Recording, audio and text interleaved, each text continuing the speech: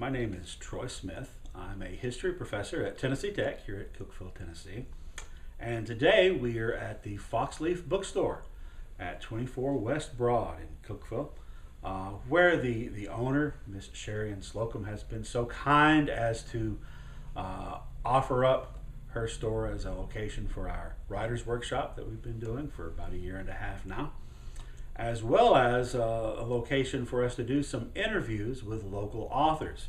And today we have with us Len Walker, alias J.L. Walker, whose book Southeast by Southwest is available, and we're going to talk a little bit about it today. Here you go, Len. Could you tell us a little bit about the book? What's it about? Well, it's a book of essays, and it covers two villages. One of them is Gainesboro, Tennessee, just down the road from us here in Cookeville, and the other one is Logan, New Mexico. And I selected those two villages because I have family still in New Mexico, and so I would go back and forth to New Mexico, and it just occurred to me one day that Gainesboro is 20 miles north of I-40, and Logan is 20 miles north of I-40, but it's 1,200 miles straight west. So it indicated to me something of what happened when Americans moved west over that century. Gainesboro was established in the 1820s, and Logan was established in 1900. Why do you think it was such a long period of time between the establishment of those towns? Well, we tend to think that it all happened fairly quickly, that people just, got up and got on their wagons and moved out. But actually it was a lot more complicated than that. Plus the fact, in New Mexico, you had for a long time the Comanches, who were really in charge of much of that area, over to the Canadian River, the North Canadian River, and south and west of that, all the way down into Texas. And so there was a period of time when really there was not much of any settlement in that New Mexico area. And that changed, however, in the late 19th century, 1900 and so on, because the Comanches were finally defeated at the Battle of Washita River in Oklahoma. So then that was people began to move in from the, settlers began to move in. Yeah, it wasn't the most enticing environment to move in if you were a settler before that, was it? No, it really wasn't. And the Comanches, there are books available on that, but the one that I found that's most recent was a book called The Empire of the Summer Moon.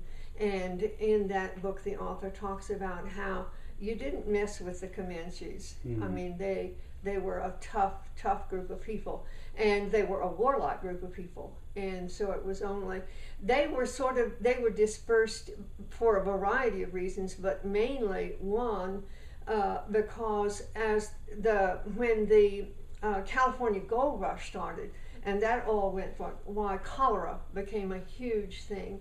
And many of the Comanche died of cholera, and their numbers just reduced and reduced.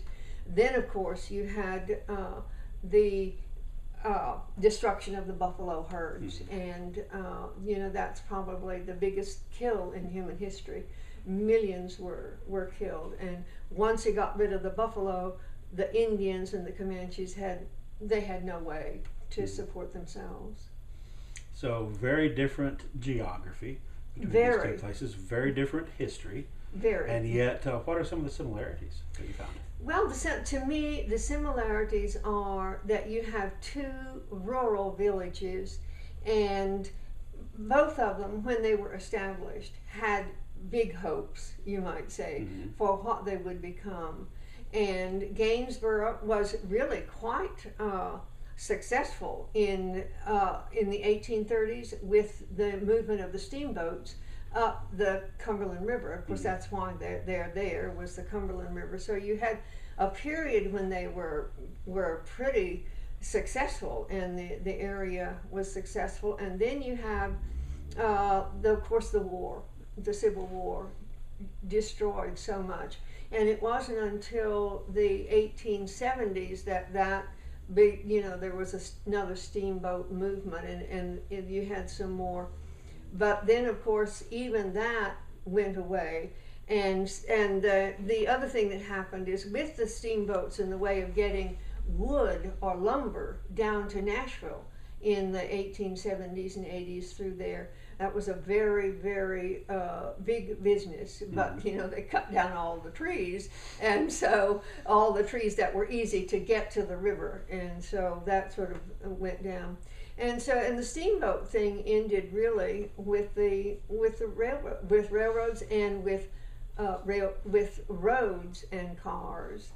In Logan, they had a belief really that they knew, the people who started Logan knew that there was a possibility that they were going to be on that road coming down from Chicago, what turned into Highway 54, one of the main roads out of Chicago going west and then meeting 66. They thought they would, but actually, as it turned out, they built some buildings. The road was established actually a little bit away from the buildings, and people just zoomed right back there and went on into Tucumcari, which had a big, many people know Tucumcari because of Route 66. It was right on Route 66.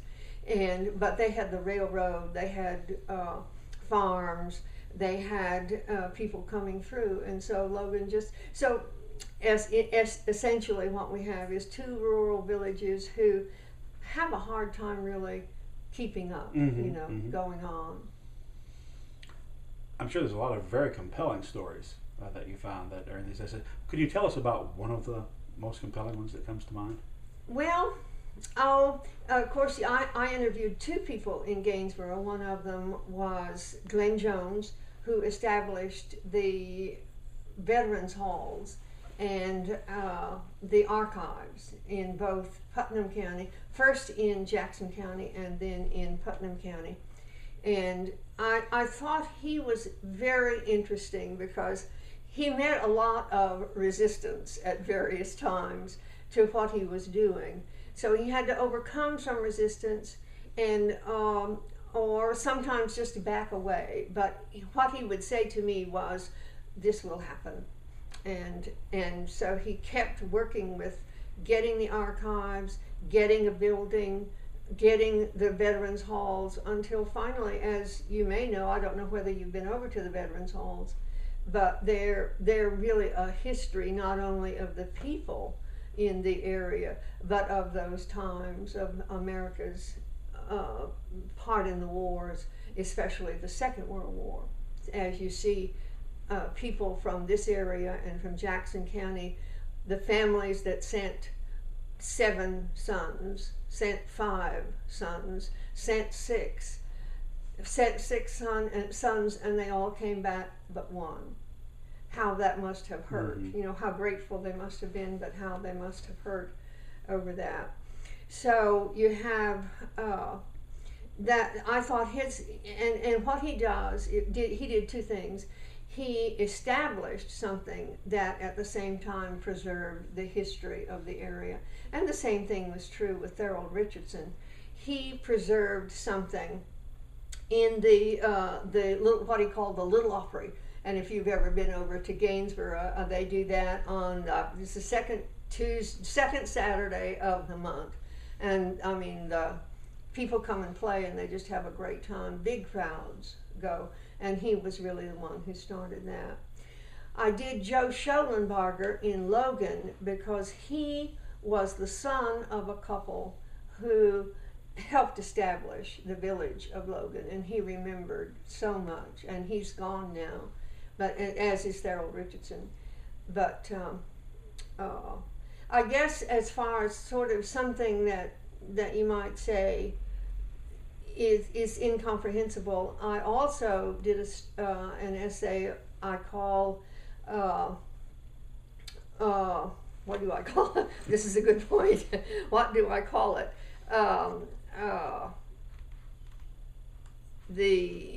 Well, anyway, it is a story a boy that I knew and grew up with, who grew up to, it's called A Demonstration to the Authorities. And he grew up, and in 1975, he murdered his 4 children, had a newborn son, his wife, and killed himself. And that was he was a very significant part of that community. He was part of the banking establishment, and so everyone thought of it as being something really totally unheard of, unthought of. But the interesting thing is that one of the interesting things to me about that was that Bill Moyers, the journalist, did about that same time a story on a program on the television in which he saw several different examples of that same thing happening at that time. So, sometimes when you have those really extreme things, they're part of the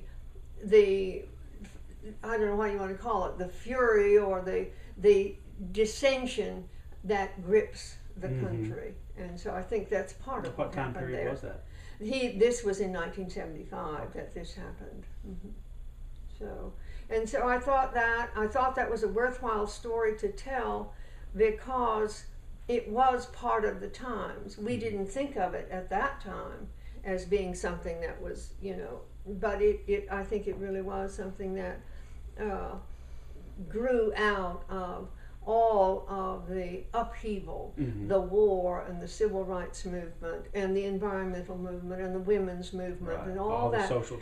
All the social change that was going on, and some people just couldn't deal with it. That's fascinating. So I'm assuming this isn't your first venture into writing.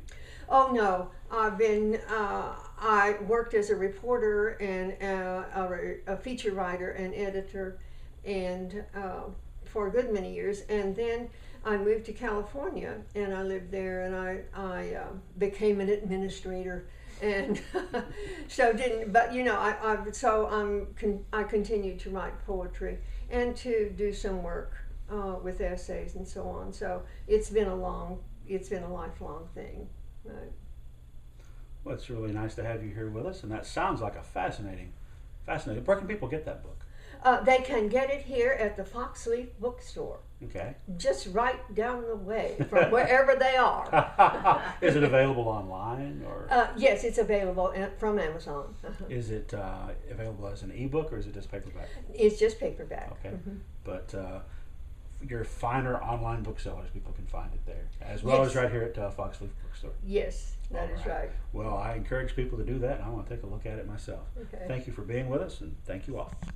Thank you.